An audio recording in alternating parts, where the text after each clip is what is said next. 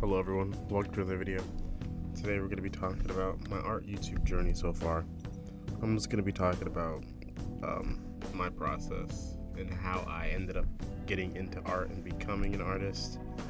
But first, I want to talk about, sorry that my voice sounds kind of weird right now. I literally woke up at 3:50 in the morning.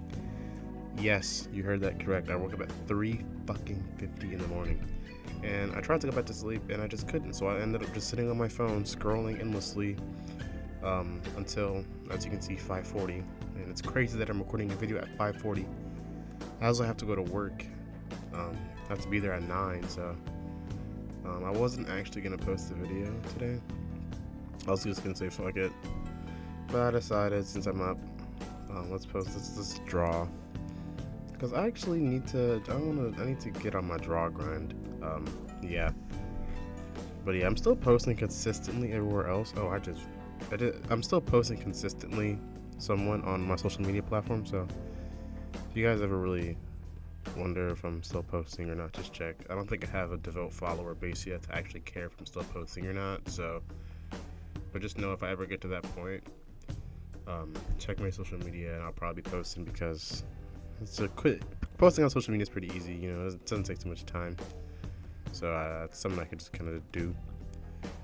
But back to the main topic, my art journey. So how I got into art, I got into it at a very young age. I'd say elementary school, third grade maybe. Third grade maybe is when it actually started like peaking. Simply because I had a friend who was an artist, somewhat of an artist. He just drew. We often drew like fucking Pokemon together and stuff. It was really fun back then. So that's pretty much how I got into art. But the main thing that helped me develop art is my sister.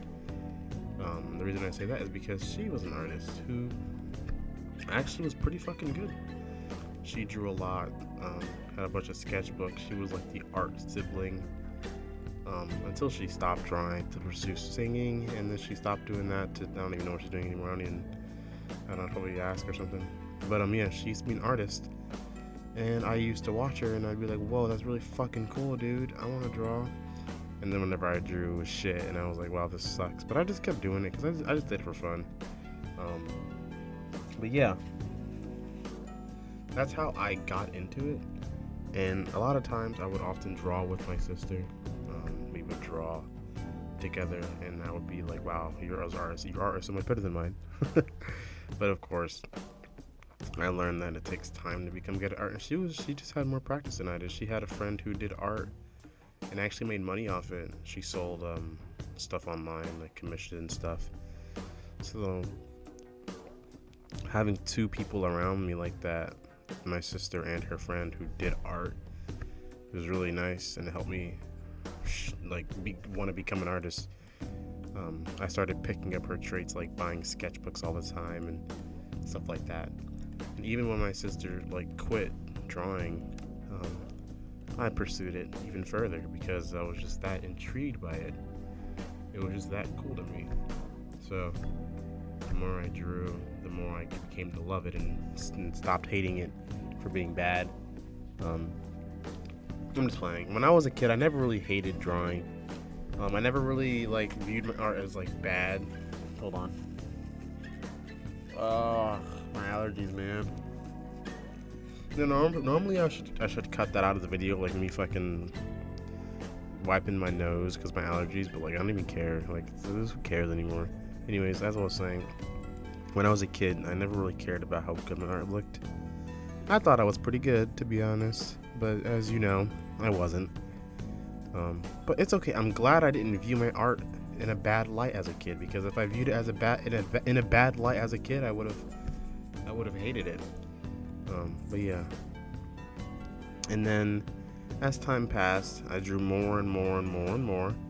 But it really peaked when I joined fucking Amino of all places. I know that fucking horrible app that I would recommend that app to literally nobody. When I used that, I joined the community, and I would often draw a lot. I made some friends who weren't adults, thankfully. Besides that one guy who turned out to be a really bad person. But we don't talk about him. But that's besides the point. That's besides the point. I met some friends on Amino, and they would often draw. And I would draw too because I was so inspired by how good their art looked. I remember one time I was trying to learn how to draw anatomy as a kid, but I didn't have many materials because I was just a kid. I didn't really have much. Like, I didn't have a drawing tablet. I didn't have like many online resources. So I took my cracked fucking phone, right? I think it was like a Moto phone, Motorola or something. I don't think it was Motorola. I think it was just Hello Moto. And my screen was cracked, and I grabbed my 3DS and I took a picture of some drawings so I can look at how they like drew something. It was really bad. I couldn't even use it as a reference because I couldn't see anything. But that's what I had to do. Those are the lengths I had to go to in order to try and learn anatomy. It was really fucking funny. But yeah. But Amino, if it wasn't for Amino, I don't think I'd really be pursuing art like this. So I guess that's the one thing good that came from Amino. Was me pursuing art. It was very nice. I often would draw my friends' characters and stuff. I think it was a Steven Universe Amino. Yeah, it was Steven Universe Amino. I also joined the Pokemon Amino. Those were like my two Aminos that I joined and actually used. So yeah, I guess I have to thank Amino for that. You guys have to thank Amino too for me becoming a YouTuber, an art YouTuber, because if it wasn't for art, I wouldn't be a YouTuber, and you guys would be like, oh my god, I really wish, I don't know, I can't even come up with a hypothetical situation that involves me not being an art YouTuber, but anyways. But okay, we're gonna change gears now. We're gonna move on to my high school and middle school days. We'll start, since we started with elementary, we'll go to middle school now. Middle school. I stopped using Amino, thankfully, but I already had the passion to draw, so I kept drawing even after I left Amino back in middle school. And I actually got a new friend, a new group of friends, and one of those friends happened to be a pretty good artist. She actually had a drawing tablet, and that inspired me to become a digital artist. So it's like you meet these people, and they slowly build up your character. Like, I just did traditional art. That's all I pretty much cared about. And then my friend had a digital drawing pad, and I was like, holy shit, that's cool as fuck. I want to do that so I don't have to keep constantly buying art supplies. What I mean by that is, when I did traditional art, I would constantly try and buy different packs of colored pencils to try and find a specific shade of color. And I could never find it, and it made me so irritated. But now, my problems would be solved if I had a drawing pad that I could literally just hex color select, you know what I mean? So that's what I did. I bought a drawing pad, and I would often draw. That's my drawing pad days. But before I had the drawing pad, I would just do traditional art, and that was fun while it lasted. Since I used Amino, I saw a lot of weird shit that I probably shouldn't have at a young age. So I often drew just a lot of anime shit, weird ass anime shit. But in the long run, I think it helped me build anatomy. Drawing those weird ass anime shit it helped. It helped me see how to draw certain things differently. So it wasn't a bad experience at all. Don't worry, guys. I wasn't drawing fucking Rule 34. I was drawing just weird anime characters. Okay. At least I think. I don't remember much. Maybe I did. God damn it. Maybe I did. Would you guys still like me if I did? I'm just playing. But yeah. I often drew me and my friends. I often drew random things random characters my friends had, stuff like that. I'm gonna put that above this layer. Okay. And oh wow, that was really big. And what the hell is this? This is not the right tool. There we go. And then once I started drawing digitally, I took it more serious, and I would just draw constantly, just watch videos on how to do this, that, and whatnot, because I didn't know really what I wanted to do as a digital artist. I just kind of knew it was a thing, so I just started doing it more and more, stuff like that. Started watching the videos on how to shade properly, how to use certain programs. I started off using Krita. Krita was my original drawing program, and it worked. It's very well. It treated me very nicely. Thank you, Krita, for being what inspired me to keep going. It was very nice. Krita was very good to me until I switched to Clip Studio Paint, because I heard it was a bit better, and I like it. I like Clip Studio Paint a bit more, but that's simply because I think the reason I didn't like Krita was because I thought it was very pixelated, but that was my own fault, because I didn't know how to fucking use the size of the canvas properly and stuff like that. So that was all my fault, my bad.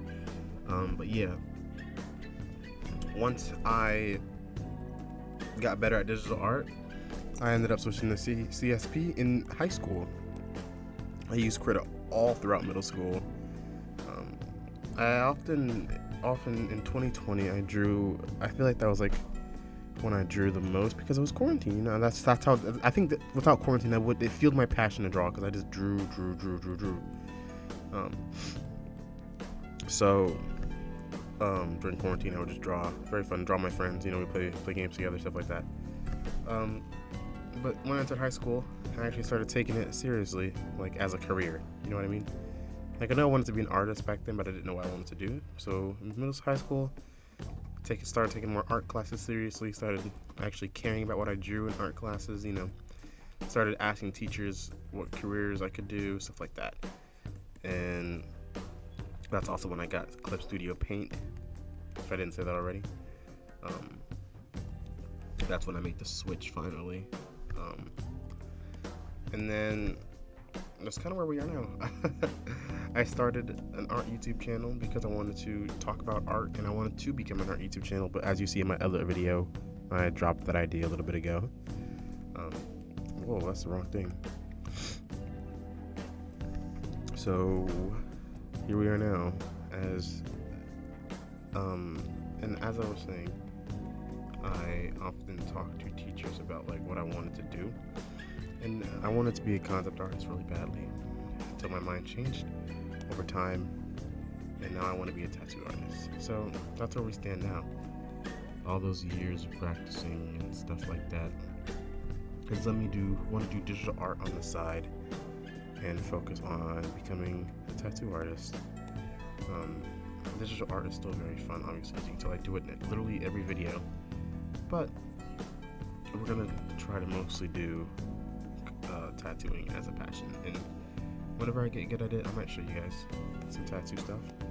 Whenever I can actually do it consistently. I haven't been able to do it consistently because I need to buy the machine to practice more.